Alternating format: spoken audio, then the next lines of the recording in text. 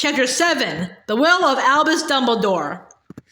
He was walking along a mountain road in the cool blue light of dawn. Far below, swathed in mist, was the shadow of a small town. With the man he sought down there, the man he needed so badly he could think of little else, the man who held the answer to his problem. Oi, wake up! Harry opened his eyes. He was lying again on the camp bed in Ron's dingy attic room. The sun had not yet risen, and the room was still shadowy.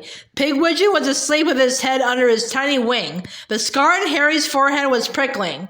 You were muttering in your sleep, was I? Yeah.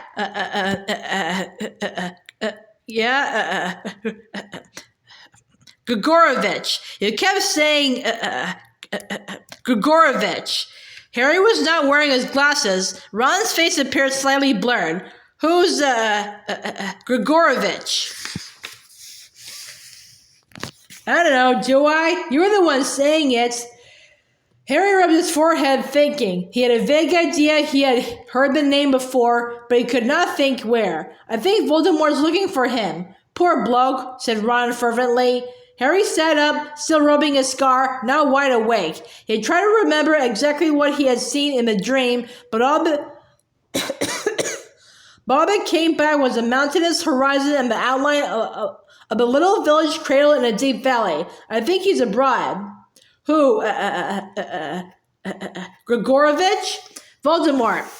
I think he's somewhere abroad looking for Grigorovich. It didn't look like anywhere in Britain. You reckon you were seeing into his mind again? Ron sounded worried. Do me a favor and don't tell Hermione, said Harry. Although how she expects me to stop seeing stuff in my sleep. He gazed up at little Pigwidgeon's cage, thinking, why was the name Grigorovich familiar? I think, he said slowly, he's got something to do with Quidditch. There's some connection, but I can't think what it is. Quidditch? Said Ron. Sure you're not thinking of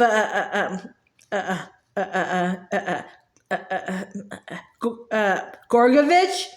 Who? Dragomir Gorgovich, Chaser, transferred to the Chudley Cannons for a record fee 2 years ago. Record holder for most quaffle drops of the season. No, said Harry. I'm definitely not thinking of Gorgovich. I try not to either, said Ron. Well, happy birthday anyway. Wow, that's right, I forgot. I'm 17. Harry seized the wand lying beside his camp bed, pointed it at the cluttered desk where he had left his glasses, and said, Accio glasses. Although they were only around a foot away, there was something immensely satisfying about seeing them zoom toward him, at least until they poked him in the eye. Slick, snorted Ron. Reveling in the removal of his trace, Harry sent Ron's possessions flying around the room, causing Pigwidgeon to wake up and flutter excitedly around his cage. Harry also tried tying the laces of his trainers by magic. The resultant knot took several minutes to untie by hand, and, purely for the pleasure of it, turned the orange robes on Ron's Chudley Cannons posters bright blue. I'd do your fly by hand, though, Ron advised Harry, sniggering when Harry immediately checked it. Here's your present. Unwrap it up here. It's not from my mother's eyes. A book? Said Harry, as he took the rectangular parcel. Bit of a departure from tradition, isn't it? This isn't your average book, said Ron. It's pure gold. 12 fail-safe ways to charm witches. Explains everything you need to know about girls. If only I'd had this last year, I'd have known exactly how to get rid of lavender, and I would have known how to get going with, well, Fred and George gave me a copy, and I learned a lot. You'd be surprised, it's not all about wand work either. When they arrived in the kitchen, they found a pile of presents waiting on the table. Bill and Monsieur Delacour were finishing their breakfast, while Mrs. Weasley stood chatting to them over the frying pan.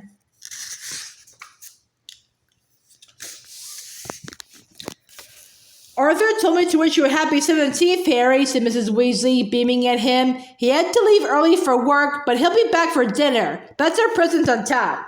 Harry sat down, took the square parcel she had indicated, and unwrapped it. Inside was a watch very like the one Mr. and Mrs. Weasley had given Ron for his 17th. It was gold, with stars circling around the face instead of hands. It's traditional to give a wizard a watch when he comes of age, said Mrs. Weasley, watching him anxiously from beside the cooker. I'm afraid that one isn't new like Ron's. It was actually my brother Fabian's, and he wasn't terribly careful with his possessions. It's a bit dented on the back, but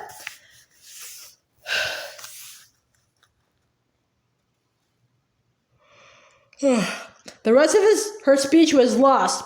Harry had got up and hugged her. He tried to put a lot of unsaid things into the hug, and perhaps she understood them, because she patted his cheek clumsily when he released her, but waved her wand in a slightly random way, causing half a peck of bacon to flop out of the frying pan onto the floor. Happy birthday, Harry, said Hermione, hurrying up into the kitchen and adding her own present to the top of the pile. It's not much, but I hope you like it. Where did you get him? She added to Ron, who seemed not to hear her. Come on then, open Hermione, said Ron. She had bought him a new sneakoscope. The other packages contained an enchanted razor from Bill and Fleur. Ah, yes, this will give you the smoothest shave you will ever have, Monsieur Delacour assured him, but you must tell it clearly what you want. Otherwise, you might find you have a little less hair than you would like. Chocolates for the Delacours, and an enormous box of the latest Weasley's Wizard Wheezes merchandise from Fred and George. Harry, Ron, and Hermione did not linger at the table, as the arrival of Madame Delacour, Fleur, and Gabrielle made the kitchen uncomfortably crowded. I'll pack base for you, Hermione said brightly, taking Harry's presents out of his arms as the three of them headed back upstairs. I'm nearly done. I'm just waiting for the rest of your underpants to come out of the wash, Ron. Ron's sputter was interrupted by the opening of a door on the first floor landing. Harry, will you come in here a moment? It was Ginny. Ron came to an abrupt halt, but Hermione took him by the elbow and tugged him on up the stairs. Feeling nervous, Harry followed Ginny into her room. He had never been inside it before. It was small but bright. There was a large poster of the wizarding band The Weird Sisters on one wall, and a picture of Gwendoline Jones, captain of the all-witch Quidditch team of the Holy Head Harpies, on the other.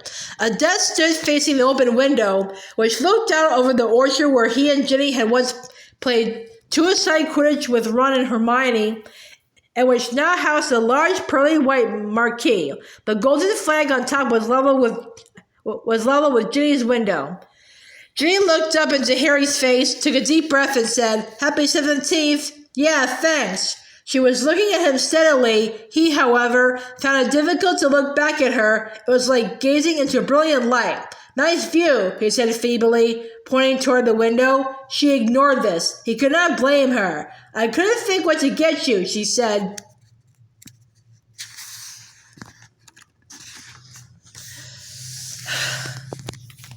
You didn't have to give me anything. She disregarded this too. I didn't know what would be useful. Nothing too big because you wouldn't be able to take it with you.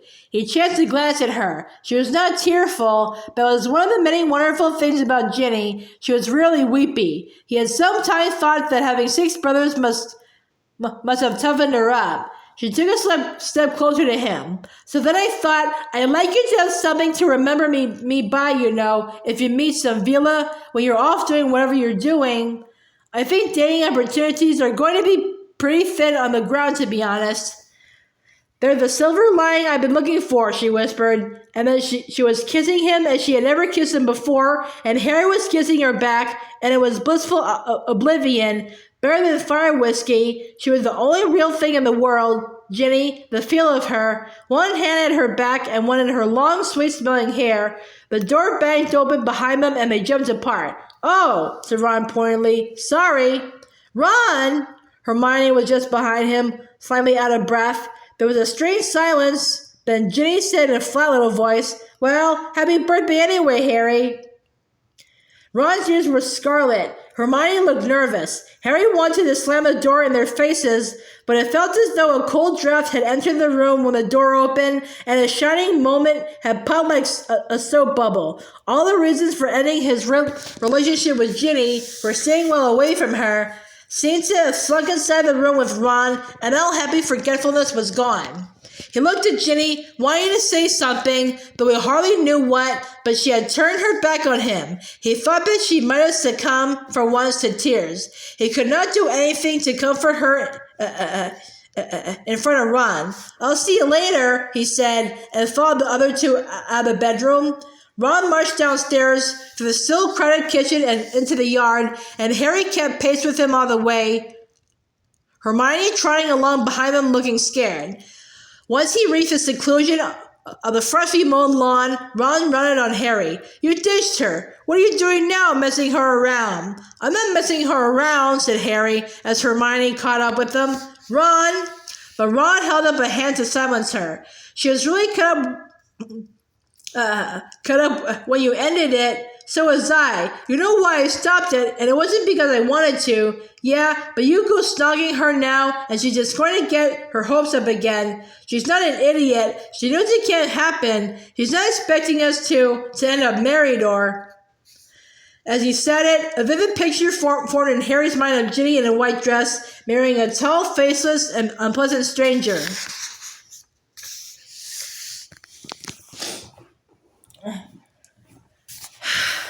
In one spiraling moment, it seemed to hit him. Her future was free and unencumbered, whereas he could see nothing but Voldemort ahead. "If you keep groping her every chance you get, it won't happen again," said Harry harshly. The day was cloudless, but he felt as though the sun had gone in. "Okay?" Ron looked half resentful, half sheepish. He rocked backward and forward on his feet for a moment, but said, "Right, Ben, well, yeah."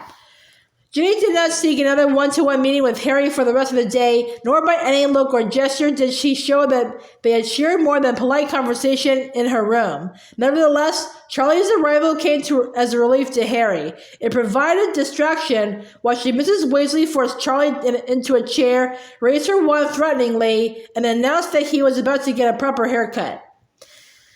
As Harry's birthday dinner would have stretched the Burrows kitchen to breaking point even before the arrival of Charlie, Lupin, Tonks, and Hagrid, several tables were placed end to end in the garden. Fred and George bewitched a number of purple lanterns, all emblazoned with a large number 17, to hang in midair over the guests. Thanks to Mrs. Weasley's ministrations, George's wound was neat and clean, but Harry was not yet used to the dark hole in the side of his head, despite the twins' many jokes about it. Hermione made purple and gold streamers erupt from the end of her wand and draped themselves artistically over the trees and bushes. "Nice," said Ron, as with one final flourish of her wand, Hermione turned the leaves on the crabapple tree to gold. "You've really got an eye for that sort of thing." "Thank you, Ron," said Hermione, looking both pleased and a little confused. Harry turned away, smiling to himself. He had a funny notion that he would find a chapter on compliments when he found time to peruse his copy of 12 Failsafe Ways to Charm Witches. He caught Ginny's eye and grinned at her before remembering his promise to Ron and hurriedly striking up a conversation with Monsieur Delacour. Out of the way, sang Mrs. Weasley, coming through the gate with what appeared to be a giant beach ball-sized snitch floating in front of her. Seconds later, Harry realized that it was his birthday cake, which Mrs. Weasley was suspending with her wand rather than risk carrying it over the uneven ground. When the cake had finally landed in the middle of the table, Harry said, "That looks amazing, Mrs. Weasley." "Oh, it's nothing, dear," she said fondly. Over her shoulder, Ron gave Harry the thumbs-up and mouthed, "Good one." By 7 o'clock, all the guests had arrived, led into the house by Fred and George, who had waited for them at the end of the lane. Hagrid had honored the occasion by wearing his best and horrible Harry Brown suit. Although Lupin smiled as he shook Harry's hand, Harry thought he looked rather unhappy. It was all very odd. Tonks, beside him, looked simply radiant. "Happy birthday, Harry," she said, hugging him tightly. 17, eh?" said Hagrid, as he accepted a bucket-sized glass of wine from Fred. 6 years to the day since we met, Harry. Remember it?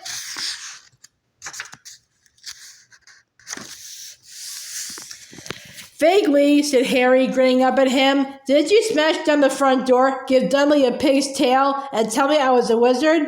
I forget the details, Hagrid chortled. All right, Ron, Hermione. We're fine, said Hermione. How are you? Not bad. Been busy. We got some newborn unicorns. I'll show you when you get back. Harry avoided Ron's and Hermione's gazes as Hagrid rummaged in his pocket. Here, Harry. Couldn't think what to get you, but then I remembered this. He pulled out a small, slightly frayed drawstring pouch with a long string, evidently intended to be worn around the neck. Moleskin. Hide anything in there, and no one but the owner can get it out. They're rare, them. Hagrid, thanks. Snuffin', said Hagrid, with a wave of a dustbin lid-sized hand. And there's Charlie. Always liked him. Hey, Charlie! Charlie approached, running his hand slightly ruefully over his new, burly, short haircut. He was shorter than Ron, thick-set, with a number of burns and scratches up his muscly arms. Hi, Hagrid. How's it going? Been meaning to write for ages. How's Norbert doing? Norbert? Charlie laughed. The Norwegian Ridgeback? We call her Norberta now. What? Norbert's a girl? Oh, yeah, said Charlie. How can you tell? Asked Hermione. They're a lot more vicious, said Charlie. He looked over his shoulder and dropped his voice. Wish Dad would hurry up and get here. Mom's getting edgy. They looked over at Mrs. Weasley. She was trying to talk to Madame Delacour while glancing repeatedly at the gate. I think we better start without Arthur, she called to the garden at large after a moment or two. He must have been held up at... Oh! They all saw it at the same time. A streak of light that came flying across the yard and onto the table, where it resolved itself into a bright silver weasel, which stood on its hind legs and spoke with Mr. Weasley's voice. Mr. of Magic coming with me. The Patronus dissolved into thin air, leaving Fleur's family peering in astonishment at the place where it had vanished. We shouldn't be here, said Lupin at once. Harry, I'm sorry. I'll explain another time. He seized Tonks's wrists and pulled her away. They reached the fence, climbed over it, and vanished from sight. Mrs. Weasley looked bewildered. But Minister, but why? I don't understand. But there was no time to discuss the matter. A second later, Mr. Weasley had appeared out of thin air at the gate, accompanied by Rufus Scrimgeour, instantly recognizable by his mane of grizzled hair. The two newcomers marched across the yard toward the garden and the lantern-lit table, where everybody sat in silence, watching them draw closer. As Scrimgeour came within range of the lantern light, Harry saw that he looked much older than the last time they had met, scraggy and grim. Sorry to intrude, said Scrimgeour, as he limped to a halt before the table, especially as I can see that I am gate-crashing a party.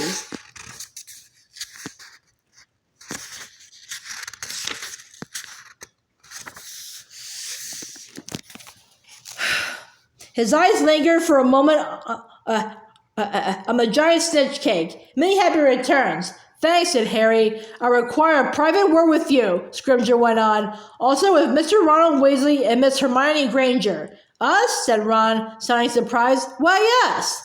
I shall tell you that when we are somewhere more private, said Miss Scrimgeour. Is there such a place? He demanded Mr. Weasley. Yes, of course, said Mr. Weasley, who looked nervous. The sitting room. Why don't you use that?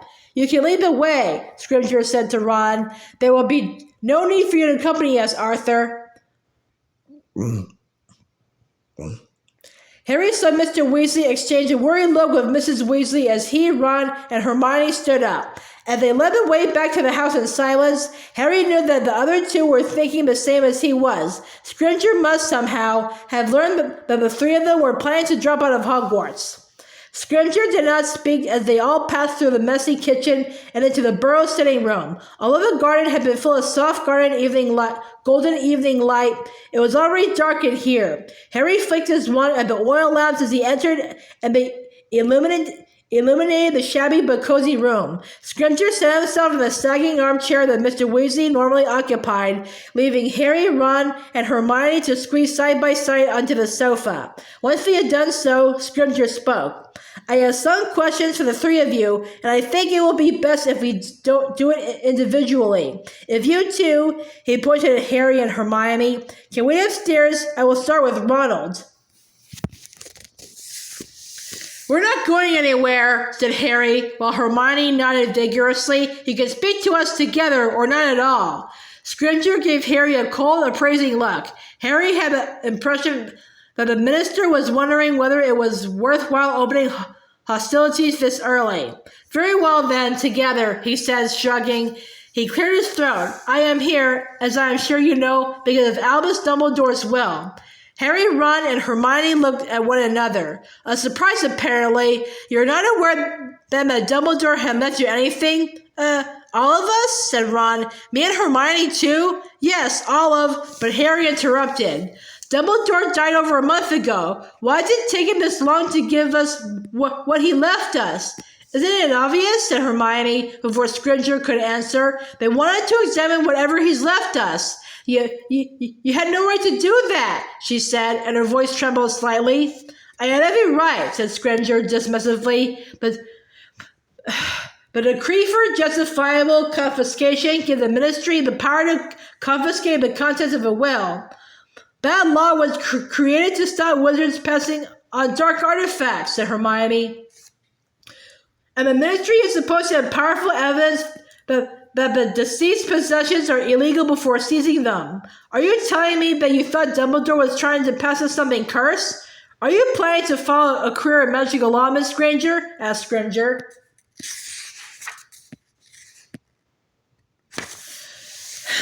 No, I'm not, retorted Hermione. I'm hoping to do some good in the world. Ron laughed. Scrimgeour's eyes flickered toward him and away again as Harry spoke. So why have you decided to let us have our things now? Can't think of a pretext to keep them? No, it'll be because the 31 days are up, said Hermione at once. They can't keep the objects longer than that unless they can prove they're dangerous, right? Would you say you were close to Dumbledore, Ronald? Asked Scrimgeour, ignoring Hermione. Ron looked startled. Me? No, not really. It was always Harry who... Ron looked around at Harry and Hermione to see Hermione giving him a stop talking now sort of look, but the damage was done. Scrimgeour looked as though he had heard exactly what he had expected and wanted to hear. He swooped like a bird of prey upon Ron's answer. If you are not very close to Dumbledore, how do you account for the fact that he remembered you in his will? He made exceptionally few personal bequests. The vast majority of his possessions, his private library, his magical instruments, and other personal effects were left to Hogwarts. Why do you think you were singled out? I don't know, said Ron. When I say we weren't close, I mean, I think he liked me. You're being modest, Ron, said Hermione. Dumbledore was very fond of you. This was stretching the truth to breaking point. As far as Harry knew, Ron and Dumbledore had never been alone together, and direct contact between them had been negligible. However, Scrimgeour did not seem to be listening. He put his hand inside his cloak and drew out a drawstring pouch much larger than the one Hagrid had given Harry. From it, he removed a scroll of parchment which he unrolled and read aloud. The last will and testament of Albus, Percival, Wulfric, Brian Dumbledore. Yes, here we are. To Ronald Bilius Weasley, I leave my Deluminator in the hope that he will remember me when he uses it. Scrimgeour took from the bag an object that Harry had seen before. It looked something like a silver cigarette lighter, but it had, he knew, the power to suck all life from a place and restore it with a simple click. Scrimgeour leaned forward and passed the Deluminator to Ron, who took it and turned it over with his fingers, looking stunned. That is a valuable object, said Scrimgeour, watching Ron. It may even be unique. Certainly it is of Dumbledore's own design. Why would he have left you an item so rare? Ron shook his head, looking bewildered. Dumbledore must have taught thousands of students, Scrimgeour persevered. Yet the only ones he remembered in his will are you three. Why is that? To what use did he think you will put his delunator, Mr. Weasley? Put out lights, I suppose, mumbled Ron. What else could I do with it? Evidently, Scripture had no suggestions. After squinting at Ron for a moment or two, he turned back to Dumbledore's will. To Miss Hermione Jean Granger, I leave my copy of the Tales of Beetle the Bard in the hope that she will find it entertaining and instructive. Scrivener now pulled out a small book that looked as ancient as the copy of Secrets of the Darkest Art upstairs. Its binding was stained and peeling in places. Hermione took it from Scrivener without a word. She held the book in her lap and gazed at it. Harry saw that the title was in runes. He had never learned to read them. As he looked, a tear splashed onto the embossed symbols. Why do you think Dumbledore left you that book, Miss Granger? Asked Scrivener. He knew he liked books, said Hermione, in a thick voice, mopping her eyes with her sleeve. But why that particular book? I don't know. He must have thought I'd enjoy it. Did you ever discuss codes or any means of passing secret messages with Dumbledore? No, I didn't, said Hermione, still wiping her eyes on her sleeve. And if the Ministry hasn't found any hidden codes in this book in 31 days, I doubt that I will. She suppressed a sob.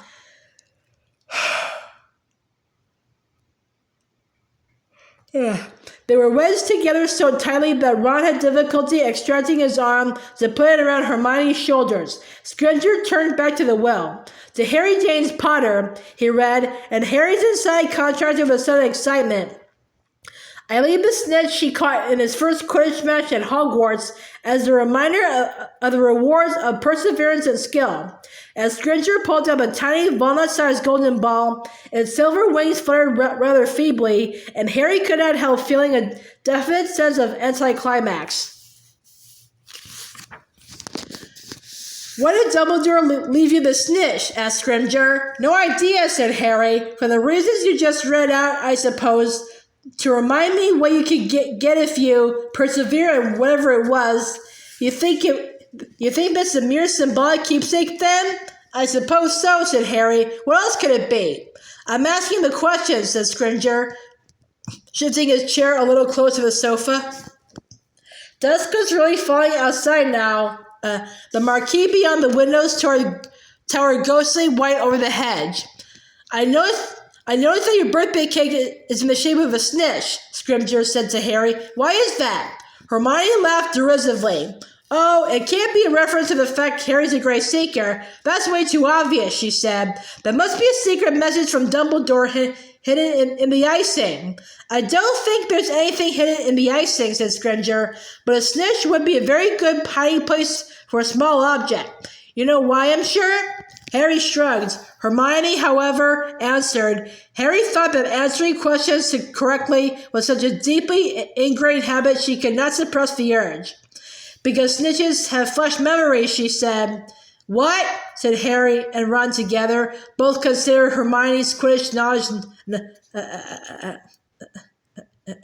negligible. Correct, said Scrivener. A snitch is not touched by bare skin before it is released, not even by the maker, who wears gloves. It carries an enchantment by which it can identify the first humans to lay hands upon it in case of a disrupted capture. This snitch, he held up a tiny golden ball, will remember your touch, Potter.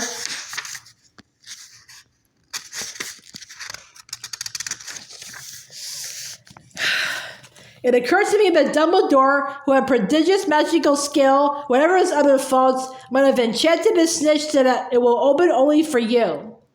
Harry's heart was beating rather fast. He was sure that Scrivener was right. How could he avoid taking the snitch with his bare hand in front of the minister? You don't say anything, said Scrivener. Perhaps you already know what the snitch contains? No, said Harry, still wondering how he could appear to touch the snitch without really doing so. If only he knew legitimacy, really knew it, and could read Hermione's mind, he could practically hear her brain whirring beside him. Take it, said Scrivener quietly. Harry met the minister's yellow eyes and knew he had no option but to obey. He held out his hand, and Scrimger leaned forward again and placed the snitch slowly and deliberately into Harry's palm. Nothing happened. As Harry's fingers closed around the snitch, his tired wings fluttered and were still. Scrimger, Ron, and Hermione continued to gaze avidly at the now partially concealed ball, as if still hoping it might transform in some way. That was dramatic, said Harry coolly. Both Ron and Hermione laughed. That's all then, is it? Asked Hermione, making to prize herself off the sofa. Not quite, said Scrimger, who looked bad-tempered now. Dumbledore left you a second bequest, Potter. What is it? Asked Harry, excitement rekindling. Scrimger did not bother to read from the will this time. The Sword of Godric Gryffindor, he said. Hermione and Ron both stiffened. Harry looked around for a sign of the ruby-encrusted hilt, but Scrimger did not pull the sword from the leather pouch, which in any case looked much too small to contain it. So where is it? Harry asked suspiciously. Unfortunately, said Scrimger, that sword was not Dumbledore's to give away. The Sword of Godric Gryffindor is an important historical artifact, and as such belongs to Harry, said Hermione hotly. It chose him. He was the one who found it. It came to him out of the sorting hat.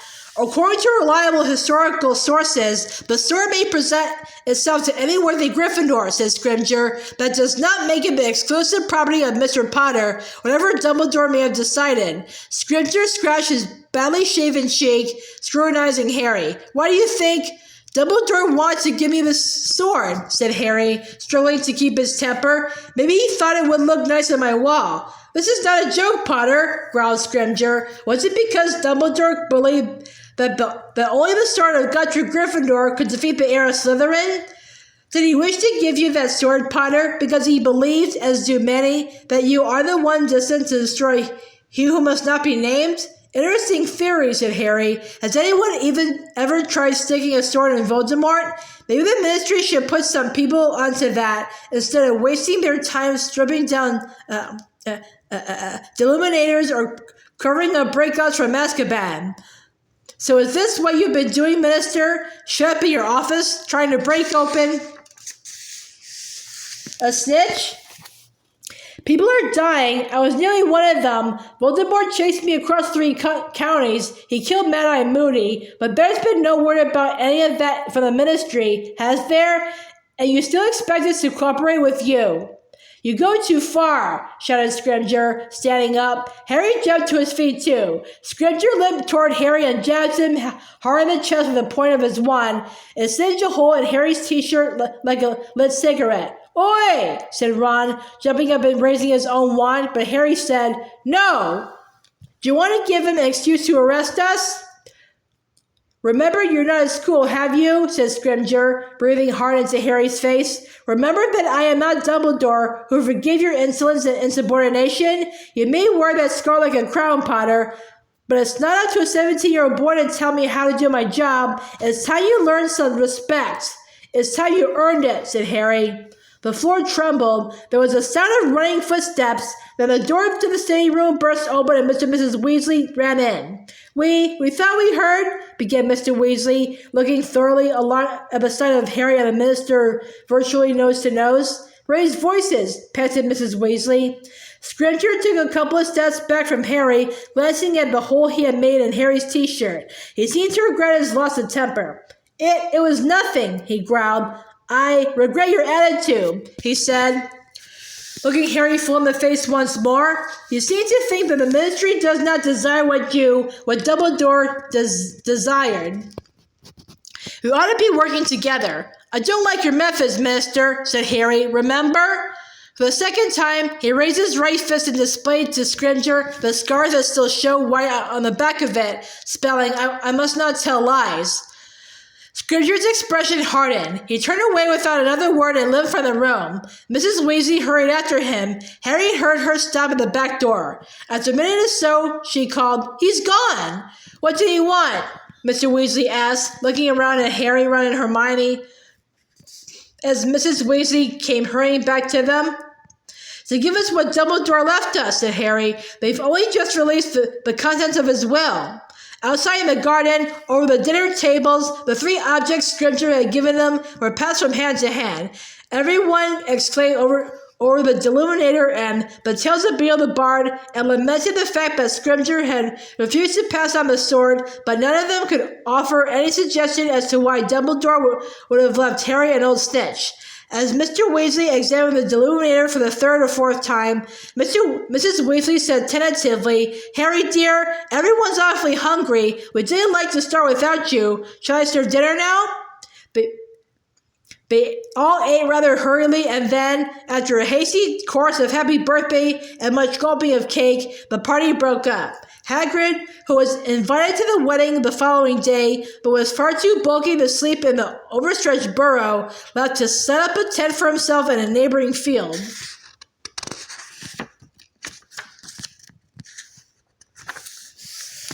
"Meet me upstairs," Harry whispered to Hermione while they helped Mrs. Weasley restore the garden to its normal state after everyone's gone to bed.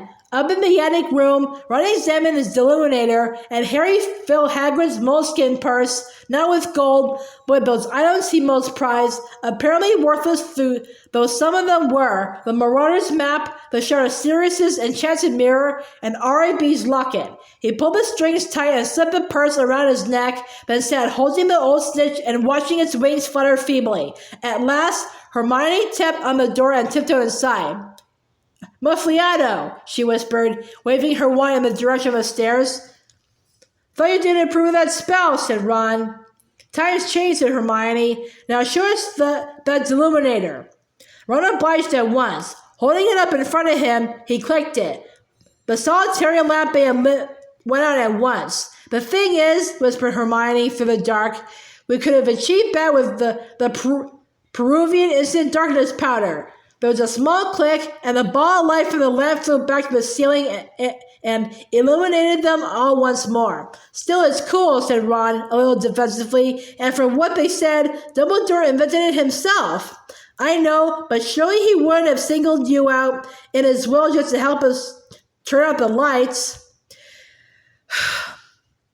"Do you think that he knew the Ministry would confiscate his will and examine everything he left us?" asked Harry. "Definitely," said Hermione. "He couldn't tell us in the will why he was leaving us these things, but that still doesn't explain why he couldn't have given us the hints when he was alive," asked Ron. "Well, exactly," said Hermione, now flicking through the Tales of Beedle the Bard. "If these things are important enough to pass on right under the nose of the Ministry, you'd think he'd have let us know why, unless he thought it was obvious." "Thought wrong then, didn't he?" said Ron. "I always said he was mental. Brilliant and everything, but cracked, leaving Harry an old snitch. What the heck was that about?" "I have no idea," said Hermione. "When Scrimgeour made you take it, Harry, I was so sure that something was going to happen." "Yeah, well," said Harry, his pulse quickening as he raised the snitch in his fingers, "I wasn't going to try too hard in front of Scrimgeour, was I?" "What do you mean?" asked Hermione. "The snitch I caught at my first ever Quidditch match?" said Harry. "Don't you remember?" Hermione looked simply bemused. Ron, however, gasped, pointing frantically from Harry to the snitch and back again until he found his voice. "That was the one you nearly swallowed." "Exactly," said Harry, and with his heart beating fast, he pressed his mouth to the snitch. It did not open. Frustration and bitter disappointment welled up inside him. He lowered the golden sphere, but then Hermione cried out, "Writing! There's writing on it! Quick, look!" He nearly dropped the snitch in surprise and excitement. Hermione was quite right. Engraved upon the smooth golden surface, where seconds before there had been nothing, were 5 words written in the thin, slanting handwriting that Harry recognized as Dumbledore's. "I open at the close." He had barely read them when the words vanished again. "I open at the close. What is that supposed to mean?" Hermione and Ron shook their heads, looking blank. "I open at the close. At the close. I open at the close."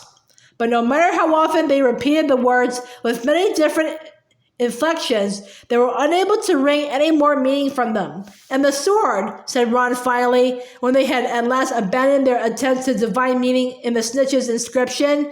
"Why did he want Harry to have the sword?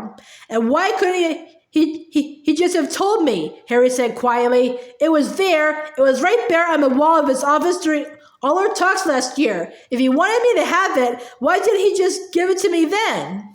He felt as though he were sitting in an examination with a question he ought to have been able to answer in front of him, his brain slow and unresponsive. Was there something he had missed in the long talk with Dumbledore last year?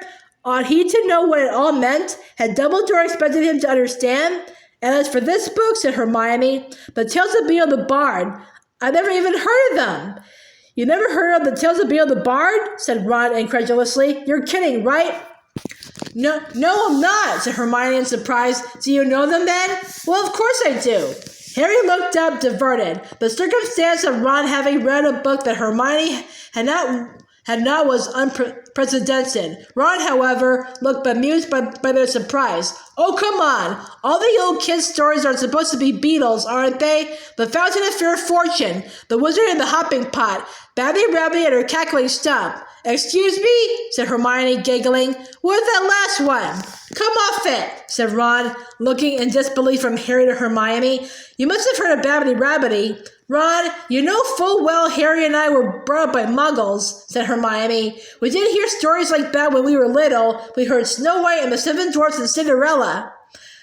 What's that, an illness? Asked Ron. So these are children's stories? Asked Hermione, bending again over the runes. Yes, said Ron uncertainly. I mean, that's just what you hear, you know, that all these old stories came from Beedle. I don't know what they're like in the original versions, but I wonder why Dumbledore thought I should read them.